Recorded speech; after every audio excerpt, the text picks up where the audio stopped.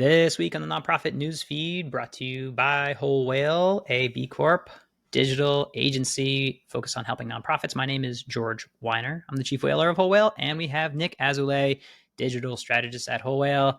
We are your huge nonprofit geeks that just love looking through nonprofit news and being like, all right, what's new for you? What do you have for us, Nick? Yeah, George, great to be here as always. Our first story that we have to talk about is really interesting data from the Pew Research Center, which gives us among the most intentional looks at how AI overviews on Google and AI search in general is shaping the search landscape.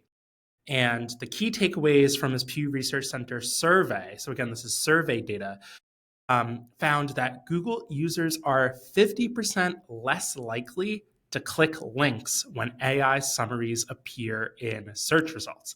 The difference is 15% in pages without an AI summary. But pages with an AI summary, that click-through rate goes down to 8%. So that is a major decrease in clicks from search that we're seeing here. We also found, or Pew Research also found, that sessions often ended faster when AI is involved. 26% of users leave search pages just after reading the summaries, up from just 16% without them, right? So when AI is involved, people are getting what they want and they're bouncing quickly. They also did some interesting analysis of the type of queries that are producing AI summaries. And this is really interesting. They found that long tail search queries, particularly questions phrased such as who, what, when, where, how, why, dramatically increase the prevalence of search queries. I think ultimately search queries appeared in those long tail question search results about 60% of the time. So, George, I'm going to pause there because we have more thoughts, but what do we think about these kind of marquee takeaways? AI summaries are becoming the new way people are going to discover information. And one of the big ones I saw here is that when an AI summary shows up, that little AI is explaining a thing before the list of 10 blue links show up, users 50% less are likely to click on links. And there are some that are even dropping farther from that. It was already reduced because you're not going to the site, but even when you get listed in there, you're getting 50% fewer clicks. Some publishers already reporting organic drops between 18 and as much as 64%. This is in line with things that we've been seeing in our own data. Quite literally, yes, it matters the type of content that I think that you have, but I think in terms of, we'll just categorize it as informational based searches. So let's just say you care about facts about hunger or 11 things you should know about a colonoscopy because you want to bring people into the fold of understanding a certain nuance of cancer. Like, you're losing a healthy percent of that traffic. You're probably going to be on the higher end for informational based searches. There are ways that we have been preparing for this for quite some time, talking about the AI brand footprint, ways that you're going to show up more prominently inside of that, ways of calculating how your brand is actually showing up in that AI overview. But I think the days of only counting, sessions and visits to your own site as part of your impact has to be expanded and look up funnel. And we're like watching on the Google search console to see like, all right, how are those impressions playing out? How are we being mentioned? We being not just Whole Whale, but our clients. So I think we have to open our aperture a little bit to this, because you can shake your fist at the sky or acknowledge that, like, all right, the classic way of writing content is not going to continue to work. And so my concern is that there are still nonprofits out there, content teams running the old playbook, working incredibly hard, like working twice as hard with more weights tied to them in the pool that they're going to sink. And you're going to war with the wrong strategy. And I think this is a real wake-up call. And I appreciate Pew adding to the body of research that's already out there. Yeah, George, just a couple more nuanced takeaways here. People clicked on cited sources within AI overviews or AI summaries just 1% of the time. So you appearing at the top of a search, if you get included in that AI summary, it's kind of a death sentence for your click-through rate, just 1% of the time. And then, George, also just kind of drilling down a little bit more into what searches are triggering AI summaries. Again, across all searches, it was 18%. But among searches that start with a question word, who, what, when, where, why, 60% contains a noun and a verb, 36%. So full sentence structure queries are triggering the AI summaries. And then longer queries over 10 words are triggering an AI result 53% of the time. So I think the takeaway here, George, is that if you are a website with a ton of informational content, as you said, you are at the highest risk for decreased clicks via search based on this Pew survey data. Yeah. I mean, on the plus side, it seems like people are finding what they're looking for faster, right? They end their browsing session, significantly earlier on that. The ending their browsing session, 16 pages without a summary, and 26% end their browsing session with the AI summary.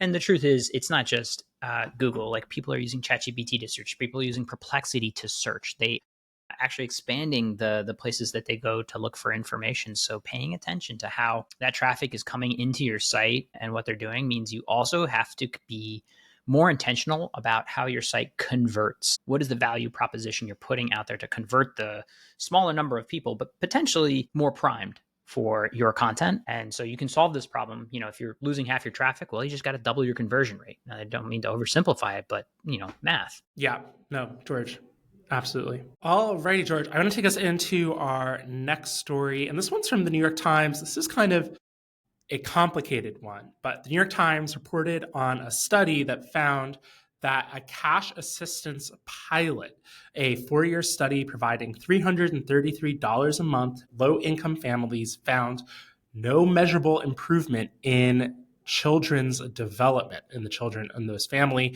including language skills, executive function, brain activity, compared to a control group. George, again, calling out this is a limited study, this was a pilot. It also didn't alleviate stress as expected. Some mothers reported even higher anxiety, possibly from pressure added to be a better parent. And researchers, George, are divided on the implications. Some cite the pandemic, the small payment size, as well as kind of early age testing as variables that could have affected the impact of the cash assistance, and hold open the possibility that benefits may emerge later in children's lives. But George, from the poverty reduction standpoint, this data is a little bit of a blow, perhaps, to the strong proponents of direct cash assistance, and might give a little bit of ammo to people who say such cash assistance isn't effective. There's a lot of nuance in this, George. There's like you could read the study. It's like 100 pages. What are your takeaways from this? It's serving as a bit of a Rorschach test. It's interesting to watch various, pundits, conservative and progressive groups sort of look at it and take away what they want. Conservative groups coming out and being like, seems to prove that the, direct assistance doesn't help anybody at all. So we should cut all of it. And you're like, well, hold on a second. I think there's also some, noise in the data because it happened during this little thing called the pandemic, which would throw off any study anyway. I think there are also progressives that were like kind of shocked by it. There are other, quotes in here saying, that there's strong evidence that these or other safety net programs like beyond cash aid, but food stamps and earned income tax credits would actually also reduce intergenerational poverty. The truth is, it seems like it may have been a poorly designed study. And also, there's like, just to pull back, I've been thinking about it from a different perspective. If you're in a desert, like literally, you're in a desert, and someone gives you $1,000, you're still thirsty. There's no infrastructure. What are you doing in that desert? You don't need money.